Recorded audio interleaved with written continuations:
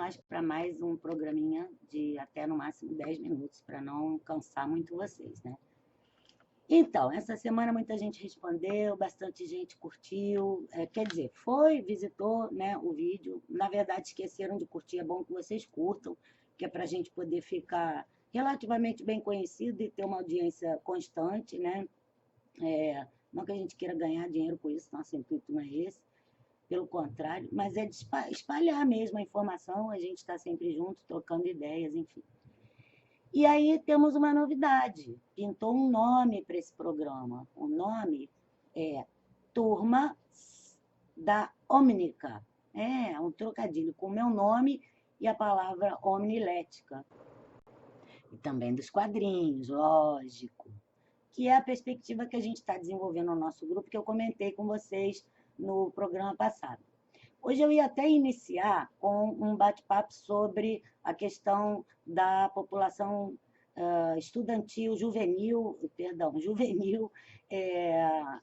cumprindo medidas socioeducativas, conforme uma das pessoas sugeriu. Já tem alguns temas aí em mente que o pessoal está mandando. O outro é a questão da Política Nacional de Educação Especial e o processo de alteração que ela está sofrendo, isso também já está pautado.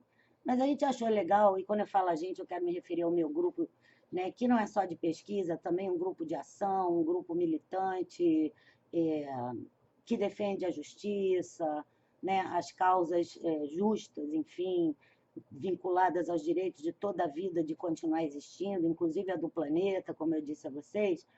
Nosso grupo, que é composto de estudantes e também de não estudantes, tem galera muito boa das escolas públicas que nos frequentam, tem pais de alunos, tem a galerinha de ensino médio que às vezes nos frequenta também, tem leigos, pessoas que só querem estudar. Então, assim, essa turma toda, né, pensando ao longo dessa semana no nosso canal, falou, por que não um trocadilho, que eu adoro um trocadilho.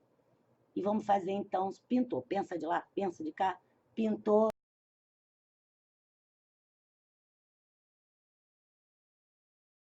O trocadilho Turmas da Omnica, em referência à Mônica, que é é Mônica ao contrário, e omnilética, que é essa perspectiva. O que me remete a falar mais um pouquinho para vocês dela, né?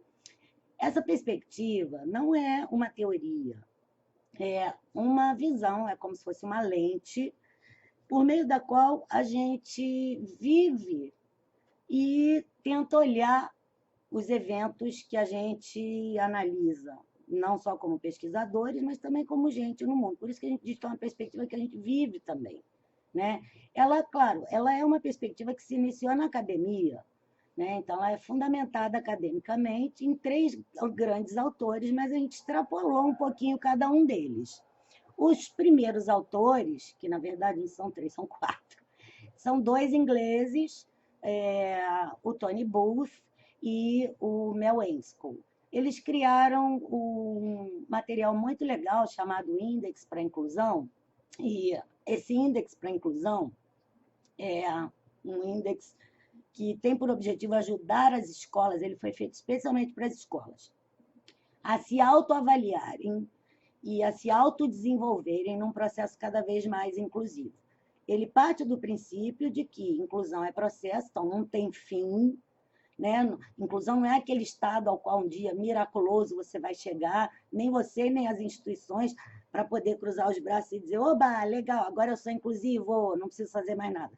Não é isso, é trabalho duro sempre e nunca chega a esse ideal, porque o mundo é pautado nas exclusões, né, gente? Então, a gente tem que sempre estar brigando contra elas. E nessa briga, existem 3 dimensões que eles propõem para as quais a gente tem que prestar atenção. Uma delas é a das culturas, que é aquela dimensão em que a gente considera os valores em jogo, tudo aquilo em que a gente acredita, às vezes defende e não sabe nem de onde está vindo, nunca parou para pensar, mas está lá e você defende loucamente. Outra é a das políticas, que tem a ver com regras, a organização, tudo que se faz em termos organizacionais para apoiar a inclusão. Então, elas se remetem a políticas públicas, a políticas institucionais e até a políticas pessoais, né? Uma política, para a gente, não para esses autores. Para eles, as políticas têm a ver com essa organização. Para a gente, tem a ver com a organização, mas também a ver com decisões que se tomam, né? E que têm por objetivo inspirar as ações e também os valores, certo? E as práticas são a terceira dimensão, e as práticas nos remetem a tudo que somos e fazemos. Então, pensar é uma prática, não fazer nada é uma prática, sorrir é uma prática, brigar é prática, fazer as pazes é prática, enfim, falar, pensar, tudo é prática. Então, já deu para perceber que, na perspectiva homilética, essas três dimensões, diferente um pouco do que está no índex, elas são intimamente interconectadas e nenhuma é mais importante que a outra. No índex, elas são um pouquinho diferentes, porque as de culturas são consideradas como base para que as outras duas, que vêm inicialmente nas versões iniciais do índex, como um triângulo equilátero, né? Ela é a base para que as duas paredes piramidais se ergam, ainda que tenham o mesmo peso, as culturas ficam lá no início. Mas para a gente não. A gente tem uma representação assim muito espiralar, né? E aí o Morin vai ajudar a explicar um pouco isso através da ideia da complexidade, que é uma outra dimensão que a gente traz inspirada nesse terceiro autor, o Edgar Morin, né? A complexidade traz o movimento que uma quarta dimensão, uma quinta dimensão nos traz também, que é o da dialética, e aí a gente se inspira num autor chamado Georg Lukács, e que, para a dialética, a gente já vê o movimento contraditório das coisas, e na complexidade a gente resgata esse movimento e vai um pouco além dele no sentido de enxergar, inclusive, as brechas presentes como potência, mas ainda não visíveis, né? A dialética ela pretende ver a totalidade, né? E o que o Lukács vai chamar uma totalidade entendida em termos de complexos de complexos. Eu vou botar uma bibliografia adicional aqui para vocês, depois, se vocês quiserem entender mais um pouquinho.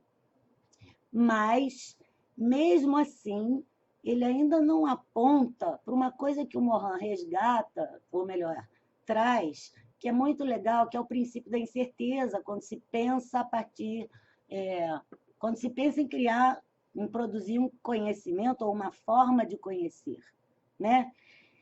É preciso, o que diz esse princípio, né? É preciso que a gente entenda que nada do que a gente consiga explicar garante a certeza de nada, basicamente. Então, a ciência morraniana, e uma ciência verdadeiramente complexa, e também, por que não dizer dialética, né, nesse sentido do Lukács, ela precisa extrapolar a ideia de criar verdade, de criar posições, né, finalísticas sobre o mundo. E entender que as ideias que a gente vai gerando, as explicações que a gente vai conseguindo dar, são, no mínimo, provisórias. Essa é que é mais ou menos a ideia. Como a gente já está chegando aí nos nossos 10 minutinhos, eu vou ficar por aqui hoje, mas a ideia era essa. Entender que a omnilética, ela congrega essas 5 dimensões e que o trocadilho turma da omnica é porque mônica, o MO ao contrário faz o omnica, né? E o turma é porque tem a ver com o fato de que, na perspectiva omnilética, que é a perspectiva do nosso laboratório, o LAPEAD, cabe todo mundo, cabem todas as turmas, cabem todos os olhares, e é possível o diálogo efetivo, né? O diálogo, a conversa, no mínimo, a tentativa de se buscar caminhos potenciais, né? Caminhos ainda nem imaginados, mas possíveis como potência.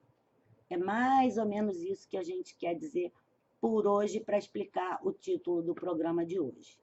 Talvez eu volte mais nisso, vai depender de vocês, mas achamos que é importante esse iniciozinho mais introdutório sobre quem somos, de onde viemos, para onde vamos, para ir depois entrando nos temas. Beleza? Beijo, bom fim de domingo.